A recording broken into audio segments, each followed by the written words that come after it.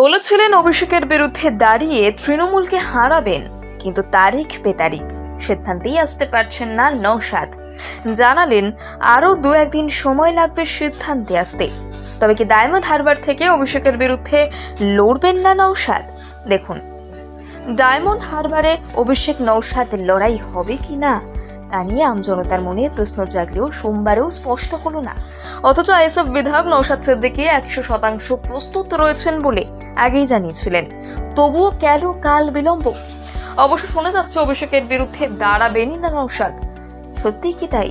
নওশাদ নিজেই ইচ্ছে প্রকাশ করেও তার দল ইন্ডিয়ান সেকুলার ফ্রন্ট বা আইএসএফ এখনো পর্যন্ত সিদ্ধান্তে আসতে পারেনি। অন্তত সংবাদ সূত্রে তেমনটাই জানা যাচ্ছে।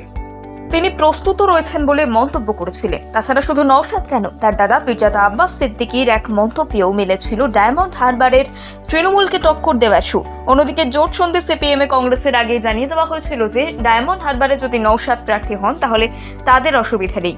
প্রার্থী দেওয়ার ক্ষেত্রে হাত তুলে নিয়েছে কংগ্রেসও। সেদিক থেকে আইএসএফ এর সিদ্ধান্তের দিকে নজর রয়েছে রাজনৈতিক বিশেষজ্ঞদের। কিন্তু কবে নেওয়া হবে সিদ্ধান্ত? আদেও কি তৃণমূলের সেকেন্ড ইন কমান্ডের বিরুদ্ধে ভোটে লড়তে দেখা যাবে নওশাদকে?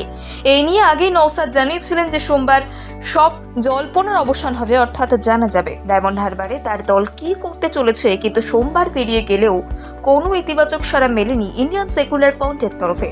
রাজ্যের এক সংবাদ সংস্থা নওশাদের সঙ্গে সোমবার রাত 8টা নাগাদ যোগাযোগ করলে ফোনে নওশাদকে পাওয়া যায়নি। পরে অবশ্য আইএসএফ এর কার্যকরী সভাপতি শামস আলী মোল্লা জানিয়েছেন এই সংক্রান্ত আলোচনাই চলছে দলের মধ্যে। রাতেই হয়তো সবটা জানা যাবে, কিন্তু এখনো পর্যন্ত জানা যায়নি বিষয়টি। এমনকি ওই সংবাদ সংস্থা নওশাদ সিদ্দিকীর সঙ্গে ফের যোগাযোগ করলে আইএসএফ বিধায়ক জানিয়েছেন আরও 2-1 দিন সময় লাগবে সিদ্ধান্তে আসতে। এদিকে সংবাদ মাধ্যম সূত্রে জানা গিয়েছে এবারের লোকসভায় তাহলে আইএসএফ এর দলের কোনো নেতাই চাইছেন না তাহলে ডায়মন্ড হারবার কেন্দ্রে নওশাদকে প্রার্থী করতে। এর কারণ হিসেবে প্রতিবেদনে বলা হয়েছে নওশাদ যদি অভিষেকের বিরুদ্ধে লড়েন তাহলে রাজ্যে দলীয় প্রচার বাধার মুখে পড়বে। যদিও এই দাবি যাচাই করিনি আমরা, তবে এই কথা ঠিক, যারা ডায়মন্ড হারবার কেন্দ্রে অভিষেক ও নওশাদের লড়াই দেখতে ইচ্ছুক তাদের আপাতত আইএসএফ এর অফিসিয়াল বক্তব্যের জন্য অর্থাৎ 1-2 দিন অপেক্ষা করতে হবে। তবেই পরিষ্কার হবে পুরো বিষয়টি।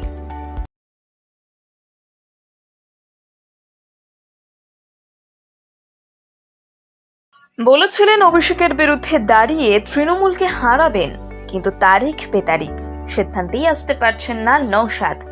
জানালেন আরও 2-1 দিন সময় লাগবে সিদ্ধান্তে আসতে।